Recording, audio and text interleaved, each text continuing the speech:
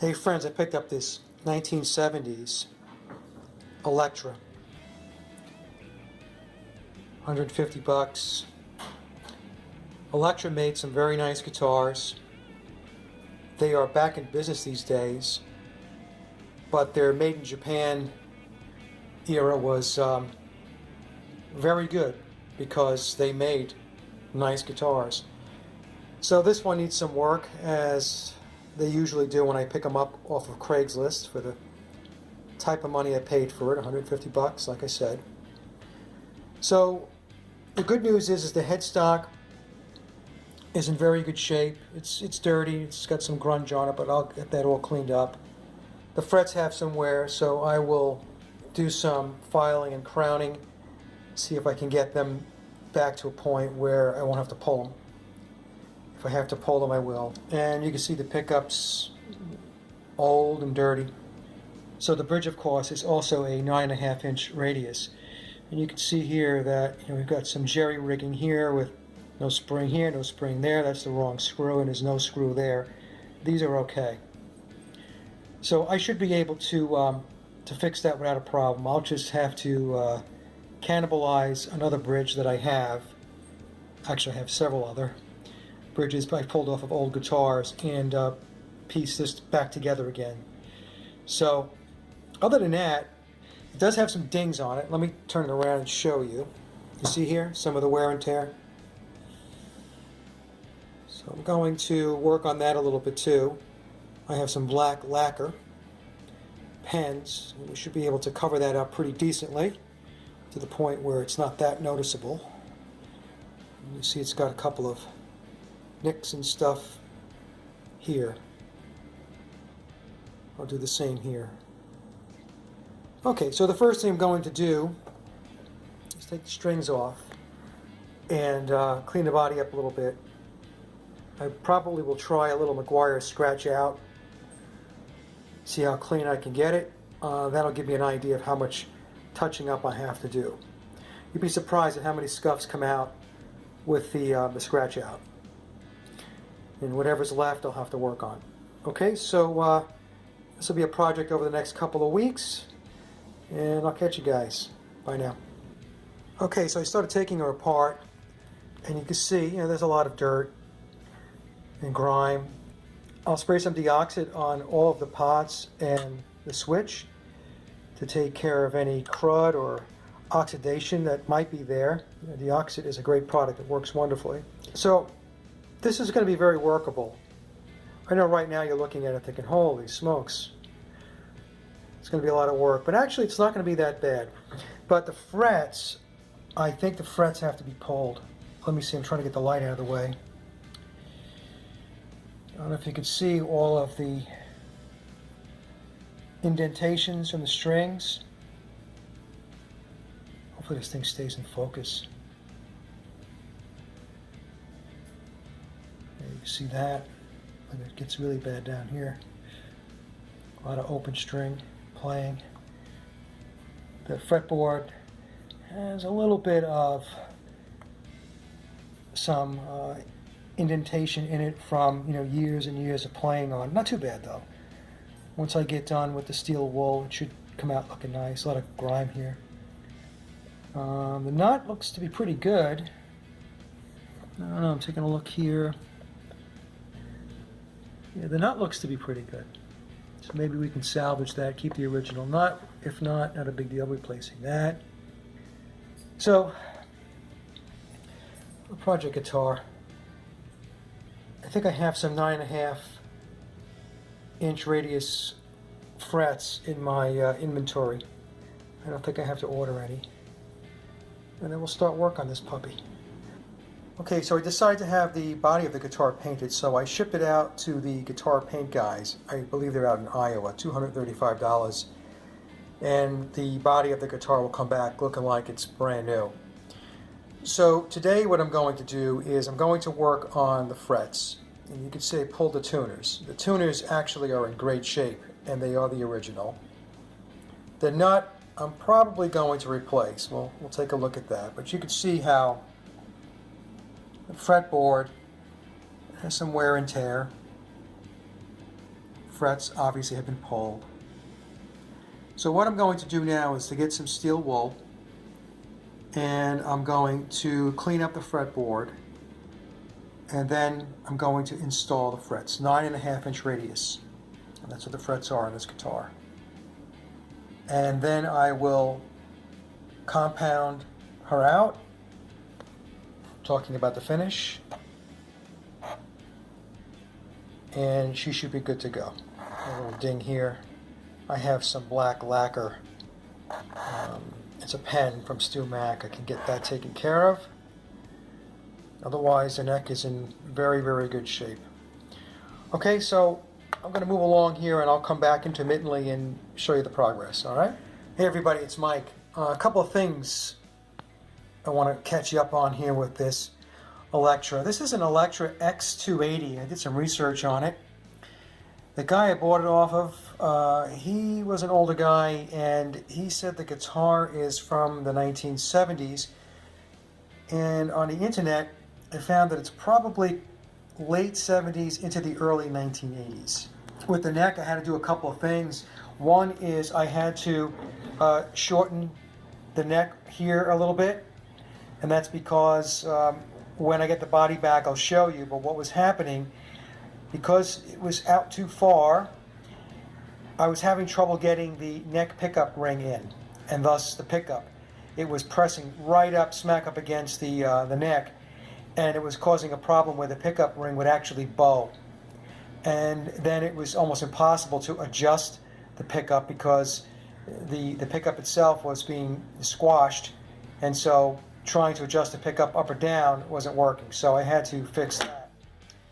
The other thing that I did was, because the neck did have, you can see here, this is where there's been a lot of playing on the guitar, and so you're seeing indentations in the rosewood. Now, I contemplated whether I was going to pull the fretboard off and put a new fretboard on, but what I decided to do was to take out my radius block, 9.5-inch, and I lightly sanded the fretboard. And so what you see here, remnants of what used to be there, was deeper, and I've made them a little less prominent. I did put a new nut on it. There was a white bone nut on the guitar, but when I was doing the work with the neck and I tried to remove the nut, it was so old that when I tried to remove it, it broke in 3 pieces. So what you see here is a Tusk XL nut. There was a big chip over here, and you can see maybe a little bit over here, right there. But I fixed that, and that took some time. And generally, I just cleaned up the headstock, and all that required was some Meguiar's compound. And I touched up a couple of spots, some nicks with some black lacquer. And the lacquer that you can use is two that I use. One is the auto touch-up paint that you can buy in AutoZone. Just buy basic black or universal black. It works great on black guitars. Or you could buy the color tone markers, lacquer markers from Stu Mac. They're a little expensive. I think they're around $8 or $9 each, but they're also very good. Not only do they have the black lacquer, but they also have the clear coat lacquer. And that comes in handy because you're going to want to put a coat of clear coat on whatever repairs you're doing. So she's coming out real nice. You can see those are the original tuners. Tuners work great. And so as soon as the guitar body gets back to me, I'll start putting it together. Okay, so that's the update right now. So the neck is all prepped, done, ready to be installed. And when the body comes in, it's going to look brand new. The guitar's going to look real nice. Okay, so I'll catch you guys probably in around another week and a half or 2 weeks when the guitar body comes in. Take care. Today is fret installation day. There's the neck and the frets, 9.5-inch radius from Philadelphia Luthier. I will be applying a little bit of glue today, Loctite. This is their version of super glue. Fret nippers. My other pair broke, so I have to go to plan B, but these will work fine. And a fret hammer. And for this installation, I'm going to use the hammer, not the fret press. Okay, so we're going to start the work, and I will intermittently stop and show you the progress so you can take a look at how it's coming along. All right, so I'll be back. Okay, so you can see the frets are on. It came out good. The edges, of course, are rough. I'm going to have to use my angled file to start to smooth that out, and then my smaller files to really get them so that they don't have any rough edges, or they don't grab your hand. Very rough right now, but it's looking very good. Big difference from what was on the guitar. Again, I did use Loctite, their super glue, to put the frets in to make sure that they don't pop up. The fretboard is old, so just to make sure they stay in. You don't want to blop a bunch of glue in there. What I did was I put some glue here, here, here, and here. So basically 4 spots. At the ends, not all the way at the end because you don't want the super glue coming out, but maybe right here, one here, and one here. And I did that for each of the frets. And of course the super glue dries very quickly, so your frets will fasten and they won't pop up on you. So let me do the fret edges now with my angled file, and I'll be back in a little bit. Okay, so the edges of the frets, let me see if I can zoom in if it's not blurring. They are angled. What I like about this tool, this is the tool here. So basically you can see that the file is at an angle, right, like a 45-degree angle. And it goes down on the guitar, on the fretboard, and you just go back and forth with it. What I like about this tool is it does not angle too significantly. You'll see some of the guitars that are coming out of China where they angle the fret edges too drastically. What will happen is when you're playing, the string will have a tendency to fall, maybe even off the fretboard. Doesn't happen often, but I've had guitars and played guitars where that happens. So if you can leave just a little bit of angle, you're better off because you have a lot more fret to work with, especially on the ends with the low E and in particular the high E. So now it's much smoother now. It still has catching. You're not done by just using this tool. Now what you have to do is use a fret dressing file, and this is a little tedious.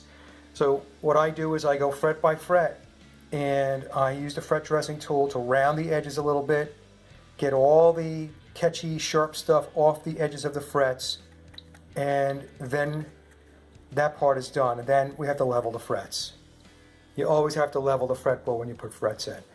Now when you do frets, especially on very old fretboards where there's wear and tear to the rosewood, when I say wear and tear I mean, it's maybe been flattened in certain areas and maybe a little rounded over time.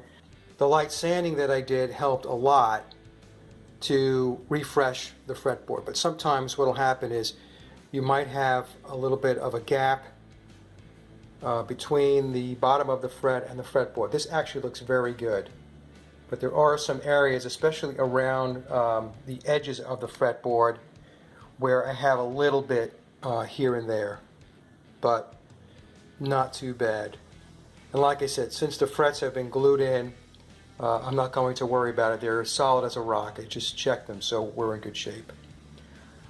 Okay, so now I'm going to use my fret dressing tool. I'm going to start working the edges of the frets to get them nice and smooth so that there is no grabbing or catching. See right here? I'm not exaggerating either. That's a little catchy. But the angling has been done, and that's the first part. Okay, so let me work on the dressing of the edges, and then I'll be back. Okay, so the edges of the fretboard have been dressed and filed down, and there'll be further dressing once I use the micro mesh sticks, or some people may refer to them as emery board sticks, when I level the frets. But you can see, let me see if I can get a close-up there. Looking pretty good. Now in some cases where I have a little bit of a gap, let me see if I can pick one out. like right here as an example. You can see the bottom of the tang of the fret, and there's a little bit of a gap there. What I do is I take some Tite Bond, I put some glue on the very edge of a toothpick, and then I just push it in. And of course the Tite Bond will dry very, very hard, and it'll fill the hole, and it will also make sure that it keeps the edge of the fret in place so that it won't pop up. Not that these are going to pop up, because like I said, I did use the super glue in the fret slots, but just in case, right? So I'm going to do that now, put some of the Tite Bond in there, let the Tite Bond cure for 12 hours or so. And after the Tite Bond dries, I will level the frets, and once I level the frets, the neck will be completely done and ready to install on the body, which should be in about a week and a half, 2 weeks or so. As I mentioned, it's being painted. Okay, so that's it, guys. I'll be back when I'm ready to put the guitar back together. Okay, friends, so it's 3 years later. I bought this guitar back in 2018, I think around January, February, and it's now the end of February of 2021, and I finally got her done. And I apologize for the ceiling fan in the reflection of the body of the guitar. But here she is, and let's take a closer look, and then I'll explain what I did. And you can see she's looking beautiful, absolutely beautiful. And as I mentioned in the previous segments, going back 3 years ago, new frets.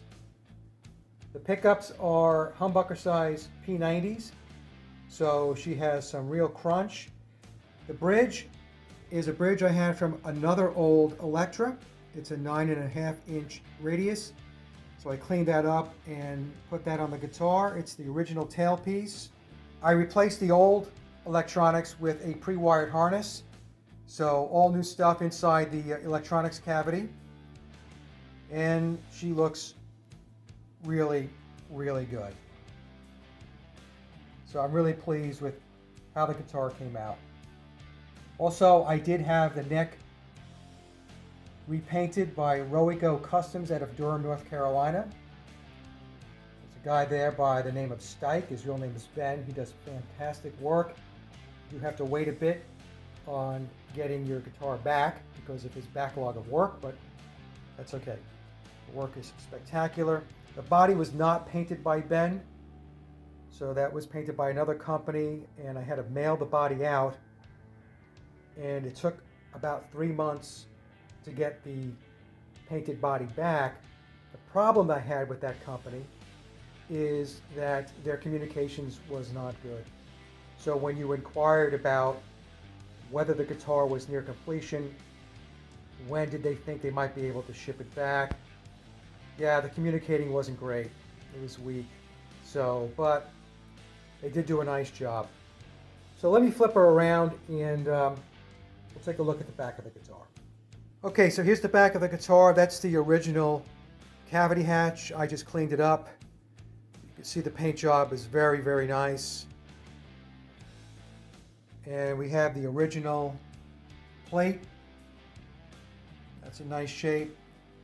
And as I mentioned, Ben from Rowico Customs painted the neck and did a spectacular job. Got rid of all the nicks and dings and it just came out great. And those are the original tuners. So there you go, folks. 3 years in the making, but I think she came out great. And the comment section is open. You let me know what you think. Have a great day, and I'll see you soon.